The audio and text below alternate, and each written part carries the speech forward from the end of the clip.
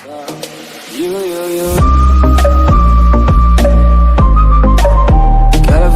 dreaming about you. El Marty nationwide only driver Ricky Stenhouse Jr. for Roush Fenway making his debut here today. And as if that wasn't pressure enough, after qualifying fifth, he now has to go to the back of the field. Let me show you why. During qualifying, this is his valence. He ran something over, caused this damage. The team knew that they were going to have to make the adjustment sometime in the race, so they decided to make the change before the race started. And of course, unapproved adjustments means the back of the field. But the team's still confident. They said, think of what a better story it's going to be. We now finish in the top 10. Dave? What do you like? Well, I was going to pick Stenhouse, but he's going to the rear. You know what? I'm still going to pick him. All right. I think he's going to come up through there. He's got a good car, great team, and I think this guy's got what it takes. And want to check in on Ricky Stenhouse as he is near the back of this freight train. We'll zero in on him. He's in the 16th. He has already picked up 12 spots, guys. There he is. Remember, started in the back of the field. Young kid's doing good. You just got to get to lap 30, get as many spots as possible. Don't ding up the fenders. Don't bang it up any. Just be methodical about bringing it to the front. He's doing a good job right now, but one thing he'll find out right away, the farther he gets up, the tougher it gets. And then here's a big group, and take a look at the 16, the city car. That is Stenhouse, and he has moved himself up from 42nd, 43rd actually, up to 16th now. So far, so good. In fact, he's just taken over another spot. He's got 15th. So the youngster doing a great job after having to start at the rear of the field. He's got racing everywhere. The 66 of Stephen Wallace, and again the high side works as he gets and takes a spot away from the 27. And boy, look at Stenhouse. He's saying, I'm not waiting, son. Patience, patience. Yeah. Don't want to tear this thing up now. He's trying to show off for those owners, so it's not about that. I mean, he went to the back. He hates being in the back after he qualified so good. He is driving that thing to the front. Pretty impressive day out of this kid so far. Shannon, you've got more? That car started off tight for Ricky Stenhouse. They did make some adjustments on that last pit stop. You guys, look at him on the track. He looks like a veteran. When you talk to him in person, that's also how he seems. He's very calm. Now, he did drive for Tony Stewart in the Sprint Cup, in the Sprint Series last year. He says that Tony is one of his mentors. He turns to him for advice all the time. Guys? And he has moved up, as you see on this graphic, 29 positions so far. He is up to 14th. Whoa, and we've got 3 wide going through the corner, and the meat in that sandwich was Stephen Light in the 29. And look at Stenhouse as he just pulls away from both of them. Still on that march to the front. Doing a good job. He's pretty aggressive on that move. Put Stenhouse up into the top 10 for the first time today.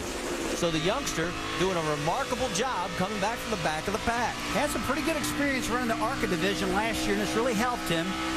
Roush really believes in him. Here comes Stephen Light back on Stenhouse, and Light takes 10th and moves Stenhouse back to 11th. That's Bernie Lamar in the 32. That's 12th position on the racetrack for Braun Racing. You know, we should mention the 32 team members of Braun had to leave their hotel. They had no electricity, no water. The hotel was not really physically damaged, but they had to get out after the tornadoes yesterday, so a bit of an inconvenience for them, but nothing compared to the 100 homes that were destroyed in the area in those violent tornadoes that went through. Right now, look at Bernie. He wants a piece of Mr. Stenhouse. Yeah, these guys are fighting also this lap car, Kenny Hendrick, ahead of him. And it's kind of bottled them up behind him. On board with Jason Keller, who is on the lead lap in 13th position. And Jason says, oh, as you saw the 32 get loose, Lamar makes a nice save. And Keller, being the old wily veteran, says, old Aiden treachery works better than you. He takes both spots. He's just moved up 2 more. So move Mr. Keller into the top 10. So this 10th position swapped between these three about 3 different times. And Marty with Stenhouse said at the beginning of the show, hey, I want to finish 6th. That's my goal. If I could do that, I could really get it done. Hey, and take a look, and let's give a tip of the hat to Mr. Joe Nemechek. Ricky Stenhouse Jr., he is now running 13th. Remember, started shotgun on the field after having to go to the back after a great qualifying effort. Let's get the latest from Shannon as she's caught up with crew chief. Well, listening to the radio right now, Ricky Stenhouse is giving his crew chief, Eddie Pardue, some information about that car. But I got to ask you, what do you think about your young driver's performance here so far today? Well, the City Financial Ford Fusion started off a little tight, but Ricky's doing a great job, doing good out there. All right, we'll let him get back to work right now because we are still teammates. And we've just noticed, Andy, you picked up a little damage on that left front. Yeah, that's one thing he might want to take a look at on this next stop. He's got some damage on that left front fender. He moved all the way up to 10th spot. Now he's slipped back to 13th. They may need to take a look at that and how to get it fixed. Looks like that air dam in the left front on the bottom is bent under. Andy, could that have happened coming out pit road, coming off the track? Well, he's been in some pretty tight spots on the racetrack. I'm not sure that didn't happen when they were racing for position up there around 10th spot. Well, you heard that they were talking about... Whoa, hang on! Time loose right there. He almost put it in the wall on the right side. Could have had matching fenders. I think some of that sprint car experience came in handy right there. That was a good recovery by the youngster. Yeah, and you heard Shannon talking about the teammate and how it all comes together. We had a chance to talk to him about it. I've learned a little bit just from listening to them on the radio and things like that, how they like the car to be at the beginning of the runs, and so it'll be good at the end of the run. But I've learned a little bit from them. I'm looking forward to learning a lot more this year. And as we have gone past halfway here, Ricky Stenhouse, as you see, started 43rd, and you can see the progression all the way. His highest position was 10th, as you mentioned, Andy. He has dropped back those 3 spots, but maybe they'll be able to get him back into that top 10. Let's go back and take a look at the hacksaw job he did on this steering wheel to save it. Well, some good reactions behind the steering wheel. You see here, and he is all over that wheel, Russell. Right, left, right, left. Whoa, got contact with Stenhouse. Yep, Stenhouse gets it. And Jeff Green, the guy that is in that spot, if the caution comes out to get that lucky dog. And look at Carl as he comes up on the 16 car. He is like possessed right now trying to fight his way back. Stenhouse running in 9th. Remember, he started 43rd in this field. Has done a remarkable job. As take a look at this battle going on, that is Stenhouse and Stephen Wallace, and that is for position. And Wallace takes over 13th, bumping Stenhouse back to 14th.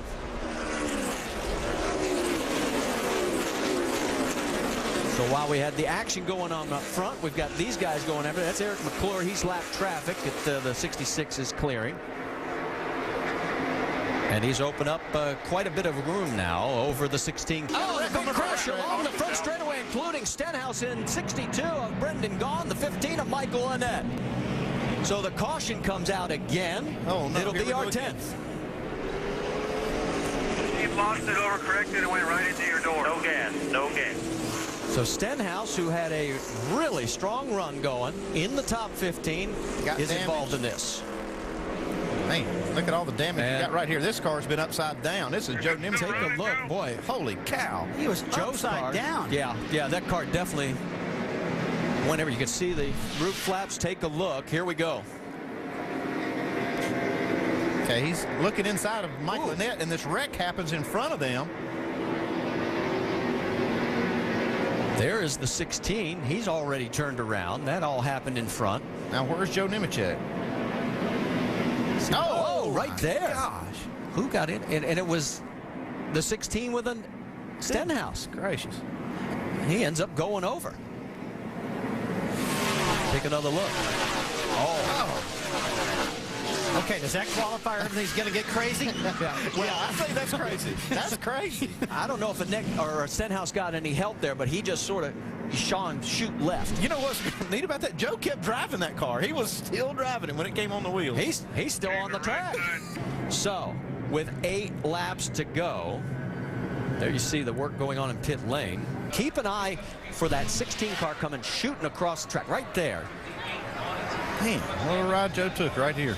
Stenhouse is on the right roof. Underneath him, so something definitely happened between these two. Okay, now watch. Joe's headed for the wall here. And look, he still catches a piece of it. Just good. Well, and just in case you are joining us now, let's take you back and show you exactly what happened as the 16 shoots down and gets into Nemechek, and there he goes. And that was a surprise. Nemechek never saw that one coming. A 16 car come off the wall and just drove right down in there. I don't know how he got so loose, Ricky Stenhouse, but it happened. Yeah, I don't know if Stenhouse got help and that's what's turned him, or if the car just got loose. See, there is a car there, but I can't tell from the angle whether or not it was that caused it. That was one of the first shots we've seen of Stenhouse come off the wall. That abrupt down into the right rear quarter panel of Nemechek.